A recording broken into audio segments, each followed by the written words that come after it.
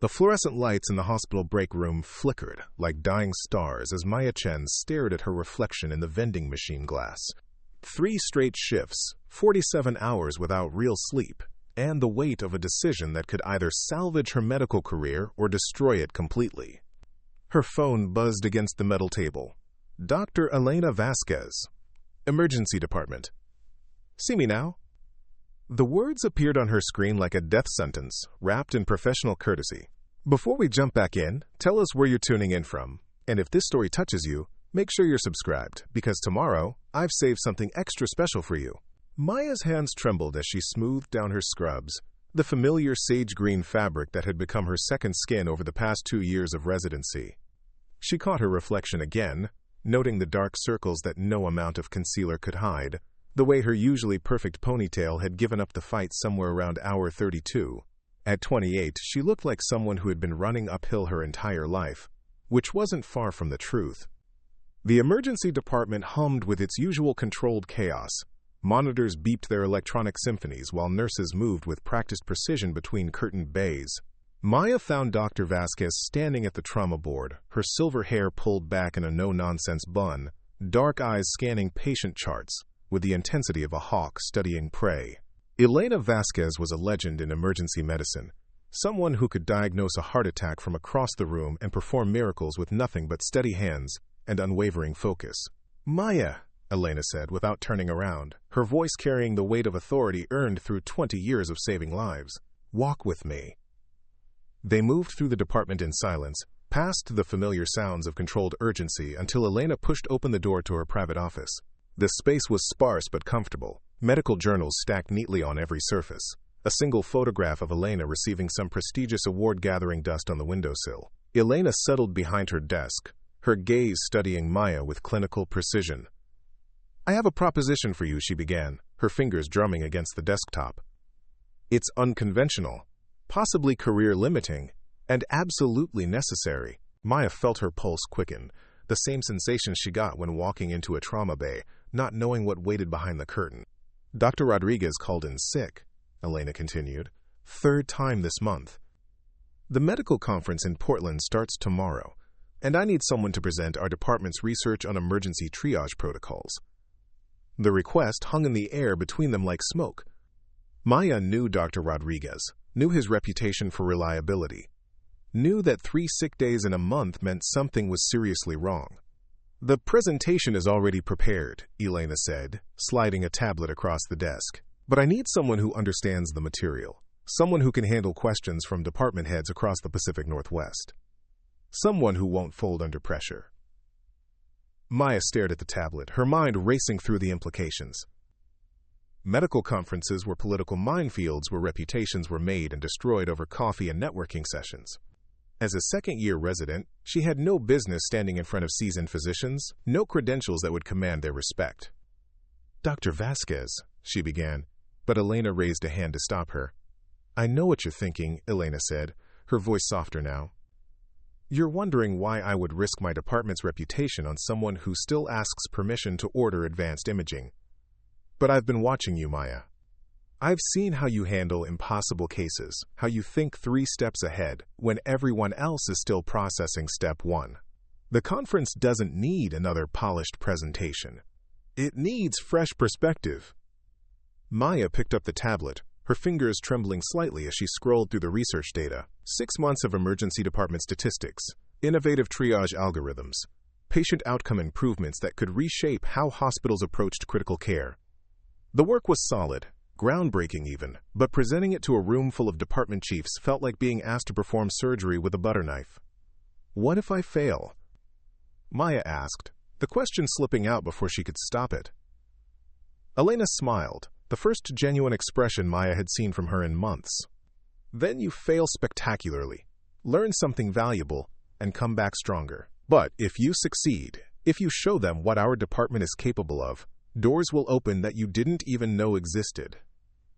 The offer was impossible to refuse and equally impossible to accept. Maya thought of her student loans, her immigrant parents who had sacrificed everything for her education, the residents who would view her sudden promotion to conference presenter as favoritism or worse. The conference was in 18 hours. She would have to catch a flight tonight, prepare remarks on the plane, and somehow convince a room full of skeptics that she belonged there. "I'll do it," Maya heard herself say, surprising them both. Elena nodded, pulling out a business card and writing something on the back. "Flight leaves at 8. Hotel reservation is confirmed." "And Maya?" She paused, her eyes meeting Maya's with unusual intensity. "Trust your instincts up there. They'll serve you better than any prepared remarks." Maya left the office with the tablet clutched against her chest, her mind spinning with research data and sudden terror. The hospital corridors seemed different now, charged with new possibility and imminent disaster. She had 6 hours to pack, review the presentation, and mentally prepare for the most important professional moment of her life.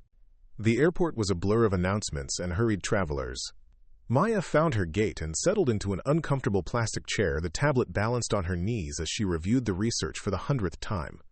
The emergency department's data was compelling, showing significant improvements in patient outcomes through innovative triage protocols. But she knew data alone wouldn't win over a skeptical audience. The flight to Portland was turbulent, both literally and metaphorically.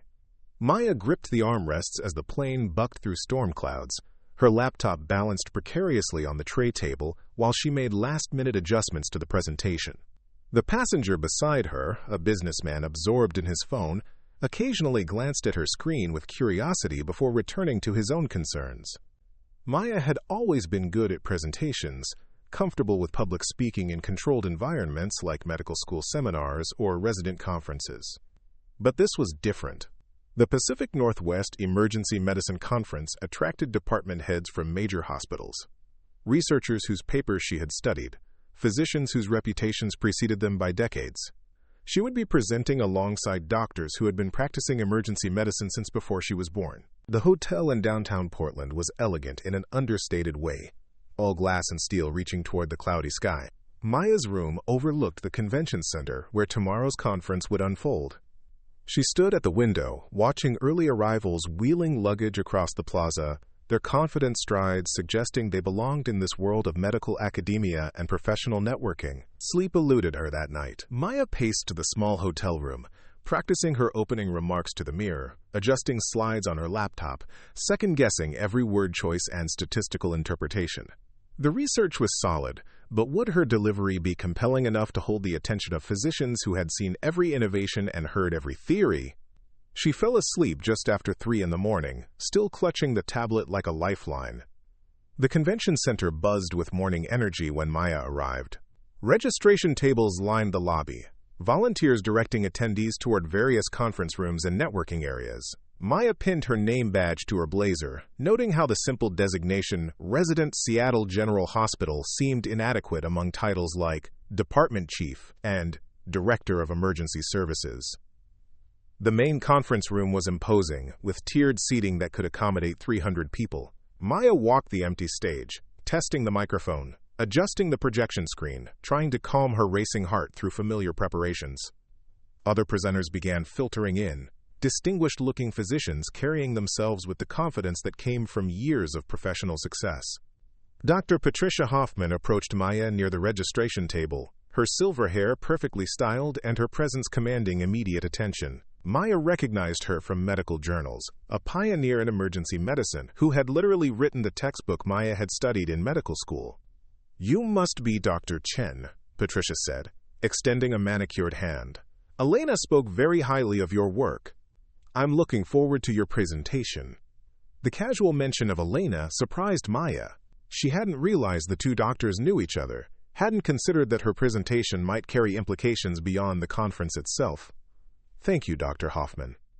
"I'm honored to be here," Maya replied, trying to project more confidence than she felt. "First conference presentation?" Patricia asked, her smile suggesting she already knew the answer. Maya nodded, feeling heat rise in her cheeks. "The best advice I can give you is to remember why you became a doctor. When you speak from that place, from your genuine desire to help patients, everything else becomes secondary." Maya carried those words with her as the morning sessions began. She sat in the audience, watching other presenters navigate complex research topics and field challenging questions from their peers. The level of discourse was intimidating, full of references to studies she hadn't read and methodologies she barely understood. Her own presentation suddenly seemed naive, the work of someone still learning rather than someone ready to contribute to the broader conversation. Lunch provided a brief respite. Maya found a quiet corner of the hotel restaurant, picking at a salad while reviewing her notes one final time. The afternoon session would begin with her presentation, followed by a panel discussion on emergency department efficiency. Her phone buzzed with a text from Elena. "Trust yourself. You earned this opportunity." The message was brief but somehow reassuring, a reminder that someone believed in her abilities even when she doubted them herself. The conference room filled quickly after lunch. Maya watched from the wings as physicians filed into their seats, many balancing coffee cups and notebooks, others scrolling through phones with the distracted air of people managing multiple professional obligations. The moderator, Dr. James Wright from Oregon Health Sciences, approached her with a warm smile and final instructions about timing and the question-and-answer session. "Ladies and gentlemen," Dr. Wright addressed the audience, "our next presenter is Dr. Maya Chen from Seattle General Hospital. She'll be sharing research on innovative triage protocols that have shown remarkable results in improving patient outcomes while reducing emergency department overcrowding. Dr. Chen is a second-year resident, but her work demonstrates the kind of fresh thinking our field needs. Please join me in welcoming her." Maya walked to the podium on unsteady legs, the stage lights momentarily blinding her as she adjusted the microphone. The audience was a sea of faces, some attentive, others already reaching for phones or conference programs.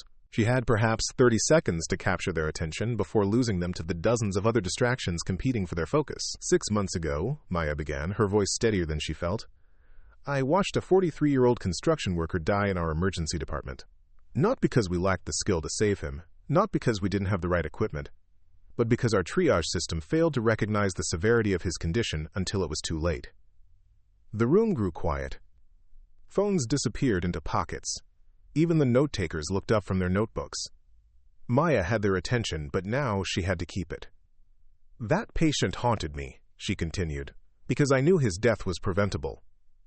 Not through better medicine, but through better systems. Better ways of recognizing which patients need immediate intervention and which can safely wait."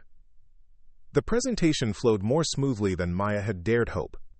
She walked the audience through the research methodology, the statistical analysis, the dramatic improvements in patient outcomes achieved through algorithmic triage protocols. But more than the data, she shared the human stories behind the numbers.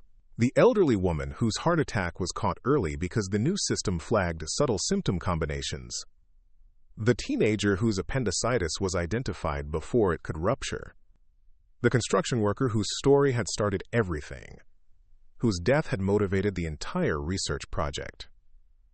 Questions came from across the room. "Doctor, preparing and narrating this story took us a lot of time, so if you are enjoying it, subscribe to our channel. It means a lot to us. Now, back to the story." Hoffman asked about scalability to larger hospital systems. A department chief from Vancouver questioned the statistical methodology.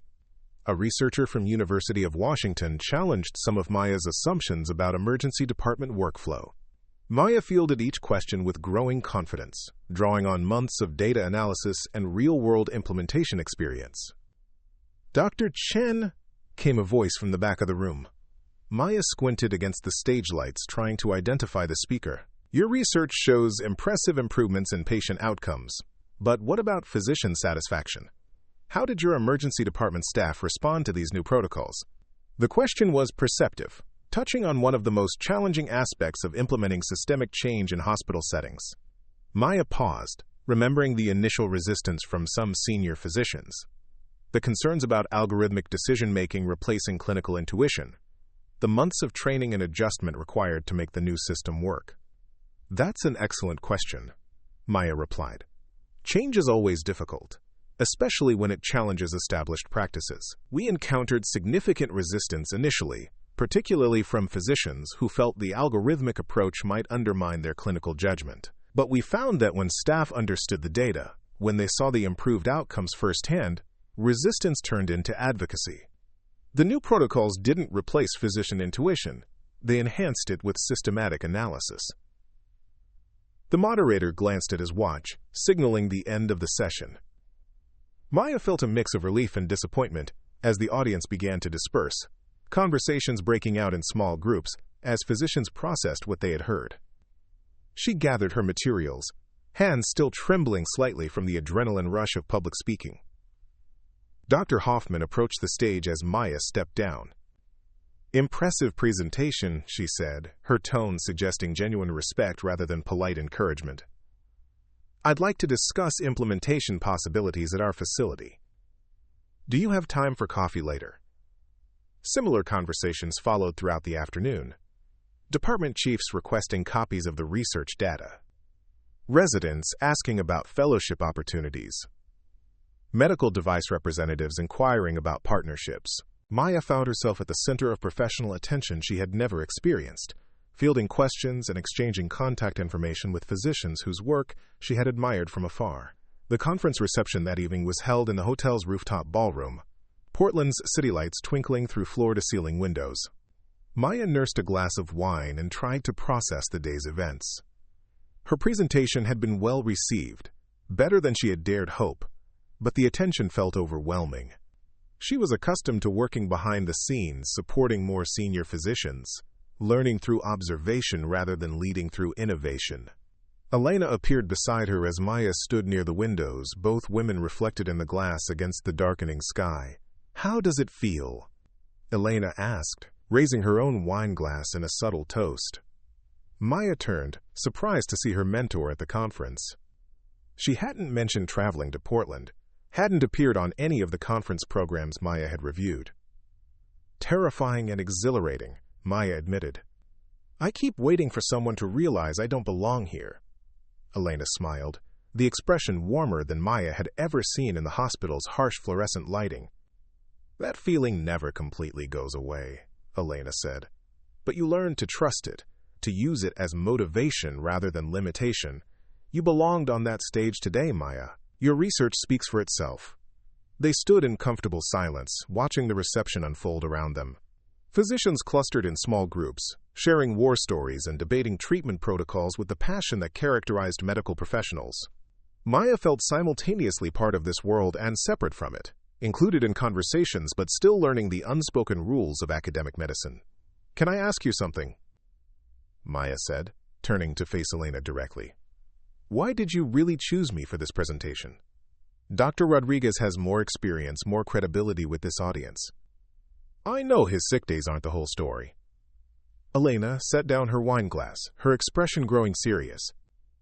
"Because you remind me of myself 25 years ago," she said quietly. "Brilliant, determined, afraid of your own potential. I've watched you work, Maya. I've seen how you think through complex cases, how you question established protocols when they don't serve patients well. This conference needed to hear your voice, not another recycled presentation from someone who's lost the ability to see medicine with fresh eyes." The confession was more personal than Maya had expected from her usually reserved mentor. Elena had always maintained professional distance, offering guidance through clinical examples rather than personal revelation. This glimpse into her motivations, her investment in Maya's career, felt both flattering and overwhelming. "There's something else," Elena continued, glancing around to ensure their conversation remained private. "I've been approached about a research position at Johns Hopkins, Department of Emergency Medicine Innovation. They're looking for someone to lead a multi-hospital study on triage optimization. After today's presentation, I think you should be that someone." Maya felt the floor shift beneath her feet. Johns Hopkins was one of the most prestigious medical institutions in the country, the kind of place where careers were launched and medical history was written. The opportunity Elena was describing would represent a dramatic leap in professional responsibility, far beyond anything Maya had imagined possible at this stage of her career. "I'm a second-year resident," Maya protested. "I haven't even finished my emergency medicine training. How could I possibly lead a multi-hospital research initiative?" "By being exactly who you were on that stage today," Elena replied. "Someone who sees problems others have accepted as inevitable. Someone who has the courage to challenge established practices when they're not serving patients well. The position comes with significant resources, collaboration with leading researchers, the opportunity to impact emergency medicine on a national scale." Maya leaned against the window, her reflection superimposed over the city lights below. The conversation felt surreal, like discussing someone else's career rather than her own. 6 months ago, she had been struggling through routine resident responsibilities, questioning whether she had the stamina for emergency medicine's demands. Now Elena was suggesting she could lead research that might reshape the entire field. "I need time to think," Maya said finally. "This is all happening so fast. Yesterday I was worried about presenting to 300 physicians. Now you're talking about opportunities I never imagined possible." Elena nodded, understanding flickering in her dark eyes. "Take all the time you need, but don't let fear make the decision for you.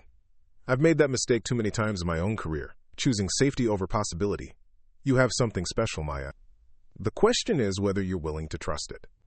The reception began winding down as physicians drifted toward the elevators, tomorrow's early flights and hospital responsibilities calling them back to their regular lives. Maya exchanged final business cards and promised to follow up on various collaboration opportunities. The networking aspect of academic medicine was still foreign to her, the careful balance of professional relationships and strategic career moves. Back in her hotel room, Maya sat on the bed with her laptop open, scrolling through the dozens of emails that had arrived since her presentation. Research collaboration requests, fellowship opportunities, speaking invitations for other conferences. The response was overwhelming, far beyond anything she had anticipated when agreeing to Elena's last-minute request. She opened a new document and began typing, trying to process the day's events through written reflection. The presentation had gone well, better than she had hoped, but the attention felt unearned somehow. She was still learning emergency medicine fundamentals, still making mistakes that more experienced physicians wouldn't make. How could she possibly be ready for the kind of leadership Elena was suggesting? Her phone buzzed with a text from her parents, asking how the conference had gone. Maya stared at the screen, unsure how to summarize the day's events in a brief message. Her immigrant parents had sacrificed enormously for her education, working multiple jobs to support her through medical school, celebrating every small academic achievement as a family victory. They would be proud of today's success, but they would also worry about the pressure and expectations that came with professional recognition. Maya typed back a simple response. "Presentation went well. We'll call tomorrow with details." It felt inadequate, but she wasn't ready to process the day's implications, wasn't sure how to explain opportunities she barely understood herself. Sleep came easier that night, exhaustion finally overwhelming the adrenaline that had sustained her through the day. Maya dreamed of hospital corridors and presentation stages, of research data and patient outcomes, of possibilities both thrilling and terrifying. When she woke, Portland morning light streaming through the hotel windows, the previous day felt like something that had happened to someone else. The flight back to Seattle was uneventful, giving Maya time to review the business cards she had collected and plan follow-up conversations. The conference had opened doors she hadn't known existed, but it had also created obligations and expectations she wasn't sure she could meet. The attention was flattering, but it also felt premature. She needed more experience, more clinical knowledge, more confidence in her own abilities before taking on the kind of leadership roles people were suggesting. Seattle General Hospital looked different when Maya returned to work the next day. The emergency department's familiar chaos felt smaller somehow, more manageable after experiencing the broader world of academic medicine. Colleagues asked about the conference with curiosity and perhaps a touch of envy. Maya shared highlights of the presentation while downplaying the professional opportunities that had emerged from it. Elena found her during a brief lull in patient flow, pulling her aside for a private conversation. "How are you processing everything?" she asked, her tone carrying genuine concern. Maya appreciated the check-in, the recognition that yesterday's success came with its own challenges. "Overwhelmed," Maya admitted. "Honored, but overwhelmed. I keep questioning whether I'm ready for the opportunities people are suggesting. Part of me thinks I should focus on completing my residency before considering research positions or conference presentations." Elena nodded thoughtfully. "That's a reasonable perspective. But consider this. Readiness is often something we recognize in retrospect, rather than something we feel in advance. Every significant career move involves stepping into roles we're not entirely prepared for. The question isn't whether you're ready. The question is whether you're willing to grow into the opportunities. Maya spent the following weeks fielding phone calls and email inquiries from physicians who had attended the conference. Research collaboration possibilities, speaking opportunities, fellowship programs she hadn't known existed. Each conversation was flattering and intimidating in equal measure, offering glimpses of professional possibilities she had never seriously considered.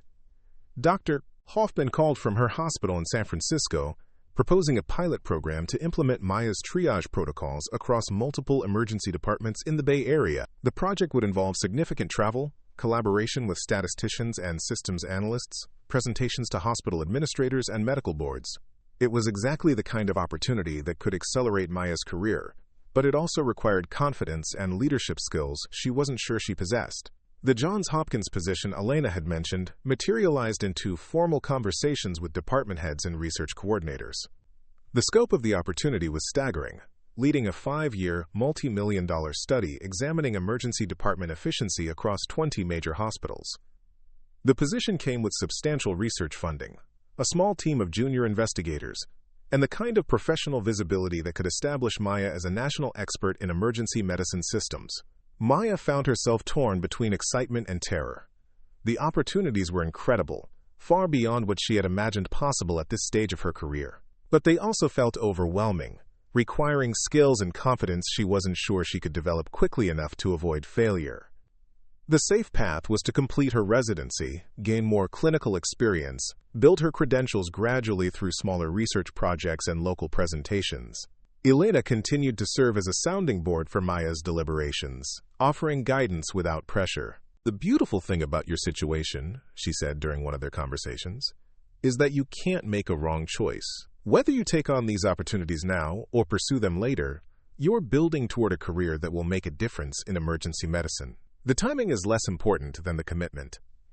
Maya appreciated Elena's perspective, but she also sensed an undercurrent of urgency in their conversations. These opportunities might not remain available indefinitely. Other young physicians were also making names for themselves in emergency medicine research. The window for career-defining moves might be narrower than Elena was suggesting. The decision crystallized during a particularly challenging shift in the emergency department. Maya was treating an elderly woman with chest pain, working through the diagnostic protocol she had helped develop as part of the triage research. The algorithmic approach quickly identified risk factors that might have been missed through traditional assessment methods, leading to immediate cardiac intervention that likely saved the patient's life. As Maya completed the case documentation, she realized that her research had already made a difference. The protocols she had developed weren't just academic exercises. They were tools that improved patient outcomes in real-world clinical settings. The work mattered, and the opportunities to expand its impact were worth the professional risks they entailed. That evening, Maya called Elena with her decision. She would pursue the Johns Hopkins position, accepting the challenge of leading research that could reshape emergency medicine practice across the country. The conversation was brief but emotional, Elena's pride evident in her voice as she offered congratulations and practical advice for the transition ahead. Maya also called Dr. Hoffman to accept the Bay Area pilot program, recognizing it as an opportunity to gain experience managing multi-site research initiatives. The combination of projects would be demanding, requiring careful time management, and the ability to lead teams of more experienced professionals. But Maya felt ready for the challenge, motivated by the potential impact of her work on patient outcomes and emergency medicine practice.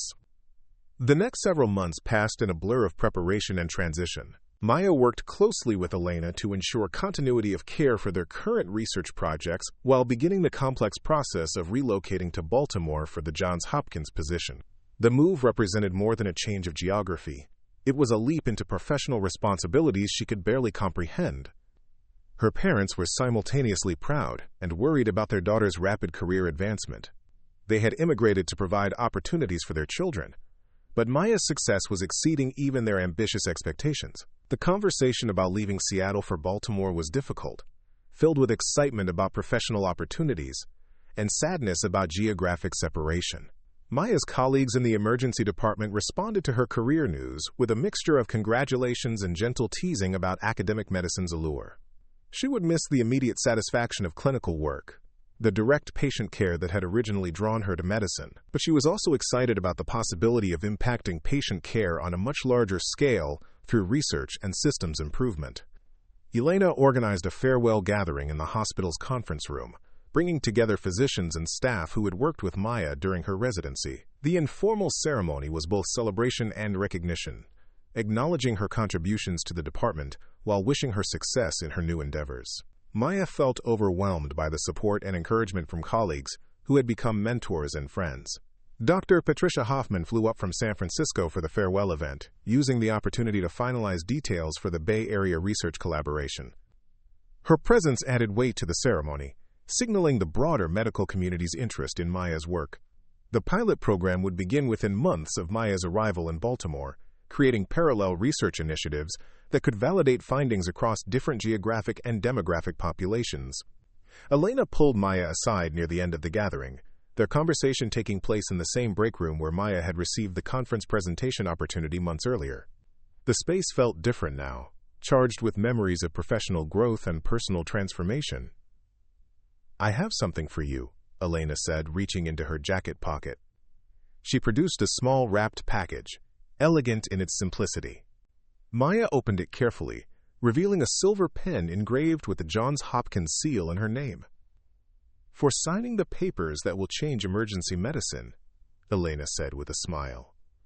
Maya felt tears threatening as she examined the gift. The pen was beautiful, but more than that, it represented Elena's faith in her abilities and potential. "Thank you," she managed, "for everything. For seeing something in me that I couldn't see myself. For taking risks on my behalf. For believing I could do this when I wasn't sure I could." Elena's expression grew serious. "The hardest part is ahead of you," she said quietly. "Leading research teams, managing complex projects, dealing with institutional politics and funding pressures. But remember what brought you into medicine originally. Remember the patients whose lives depend on the work you're doing. When the administrative burden becomes overwhelming, when the research feels abstract, come back to that core motivation." Maya nodded, understanding the advice on both intellectual and emotional levels. She had entered medicine to help people, to make a difference in individual lives through direct patient care. The research opportunities represented a different way of achieving the same goal, potentially helping thousands of patients through improved systems and protocols. The farewell gathering wound down as evening shifts began, and day shift personnel headed home to their families. Maya lingered in the emergency department, walking through the spaces where she had learned to practice medicine, where she had developed the clinical skills and research interests that were now shaping her career trajectory. She stopped at the trauma bay where she had first observed Elena working, remembering her initial impressions of emergency medicine's intensity and complexity. The field had seemed impossibly demanding then, requiring knowledge and skills she wasn't sure she could develop. Now, as she prepared to leave for a research position that would influence emergency medicine nationally, Maya marveled at how much she had grown personally and professionally. Her phone buzzed with a text message, interrupting her reflective moment. The sender was unknown, but the message was intriguing. "Dr. Chen, I attended your Portland presentation and was impressed by your work. I'm organizing a symposium on healthcare innovation and would like to discuss your participation. This could be an important opportunity. Please call when convenient." Maya stared at the message, another professional opportunity appearing just as she was preparing for major career transitions. The timing felt overwhelming, but also somehow appropriate. Her work was gaining recognition beyond the immediate research community, attracting attention from healthcare innovators working in different but related fields. She decided to wait until after her move to Baltimore before pursuing new speaking opportunities. The Johns Hopkins position would demand her complete attention initially, requiring focus on team building, project development, and establishing productive relationships with hospital administrators and medical staff across multiple institutions. Maya's final week in Seattle passed quickly, filled with patient care responsibilities, research documentation, and personal preparations for the cross-country move. She had arranged to maintain her Bay Area collaboration through regular travel, but the primary focus would be on the Johns Hopkins initiative and its potential to influence emergency medicine practice nationally. Elena stopped by Maya's apartment the evening before her departure, bringing takeout dinner and a bottle of wine to mark the occasion. They sat on Maya's couch, surrounded by packed boxes and the detritus of a life in transition, talking about everything except the professional separation they were both feeling. "Are you nervous?" Elena asked as they finished their meal. Maya considered the question seriously, trying to identify her predominant emotion among the mixture of excitement, anxiety, and anticipation she was experiencing. "Terrified," she admitted, "but also energized. I keep thinking about all the ways I could fail, all the things I don't know about leading research teams and managing complex projects. But then I remember why this work matters, how many patients could benefit from better emergency medicine systems, and the fear becomes secondary to the opportunity."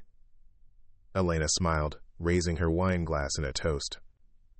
To embracing the terror and finding the courage to grow into opportunities that seemed impossible just months ago. They clinked glasses, sealing the moment with shared recognition of how much Maya's professional life had changed since that first conference presentation. Maya's flight to Baltimore was uneventful, giving her time to review research protocols and organizational charts for the Johns Hopkins project. The position came with significant administrative responsibilities, in addition to the research leadership, requiring skills she had never developed in clinical settings. She would be managing budgets, coordinating with multiple hospital systems, presenting findings to medical boards and funding organizations.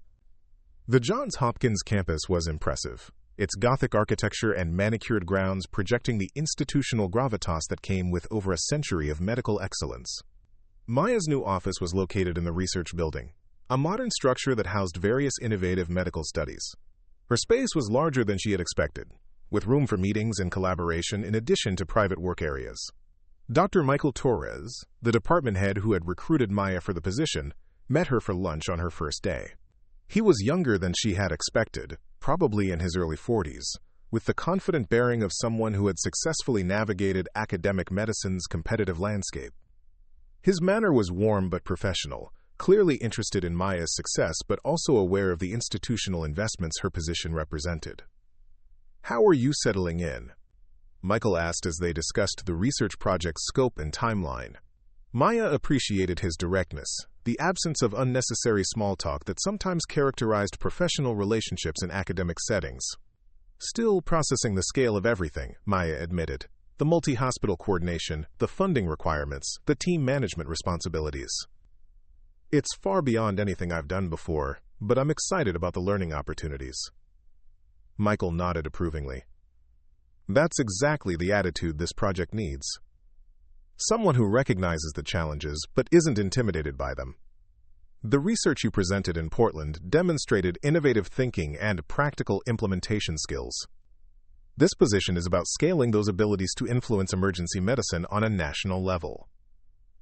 They spent the afternoon reviewing project protocols, budget allocations, and staffing plans. Maya would be working with a team of 5 junior researchers, each bringing specialized skills in statistics, systems analysis, clinical protocol development, and data management. The collaborative approach was new for Maya, who was accustomed to working independently or in small clinical teams. Her first team meeting was scheduled for the following morning, an opportunity to establish working relationships and begin detailed project planning. Maya spent the evening reviewing personnel files and research backgrounds, trying to understand how individual team members' skills would contribute to the overall research objectives. The team meeting exceeded Maya's expectations. Her colleagues were enthusiastic about the research possibilities, bringing ideas and perspectives that enhanced her original concepts in unexpected ways. Dr. Sarah Kim, the biostatistician, proposed analytical approaches that could strengthen the study's statistical validity. James Rodriguez, the systems analyst, identified implementation challenges Maya hadn't considered and suggested solutions that could improve protocol adoption rates.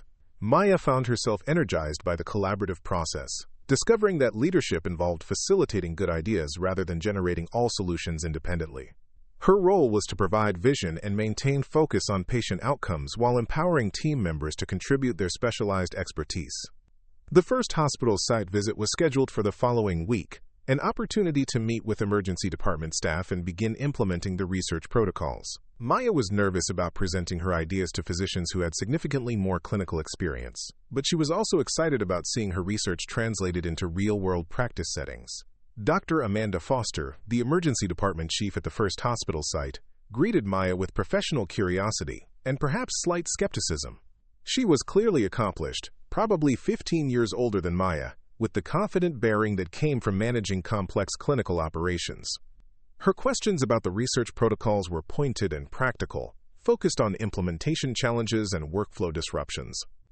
"I've read your Portland presentation," Amanda said as they toured the emergency department. "The results are impressive, but I'm curious about scalability. Our patient population is different from Seattle General's. Our staffing patterns are different. Our physical layout creates different workflow constraints. How confident are you that these protocols will translate effectively?" Maya appreciated the directness of Amanda's concerns. They were exactly the questions that needed to be addressed for the research to have broad impact. "That's precisely what this study is designed to determine," she replied. "We're implementing the protocols across 20 different hospitals specifically to understand how local factors influence effectiveness. Your site's unique characteristics will provide valuable data about adaptation requirements." They spent several hours reviewing current triage procedures, identifying integration points for the new protocols, and discussing training requirements for nursing and physician staff. Amanda's initial skepticism gradually gave way to professional interest, as Maya demonstrated flexibility in adapting the research design to accommodate local operational realities. The implementation process required 3 months of careful preparation, including staff training sessions, computer system modifications, and pilot testing with selected patient populations. Maya found herself traveling regularly between Baltimore and the various hospital sites, troubleshooting implementation challenges, and refining protocols based on real-world feedback. The Bay Area collaboration with Dr. Hoffman proceeded simultaneously, creating parallel research streams that could validate findings across different geographic regions and patient demographics. Maya's schedule was demanding, requiring careful coordination between multiple projects and constant travel, but she was energized by the work's potential impact. Results began emerging after 6 months of data collection. The algorithmic triage protocols were showing significant improvements in patient outcomes across most hospital sites, with some variations based on local factors that Maya's team was documenting meticulously. The data validated her original research while revealing new insights about implementation challenges and adaptation strategies. Up next, you've got 2 more standout stories right on your screen. If this one hit the mark, you won't want to pass these up. Just click and check them out.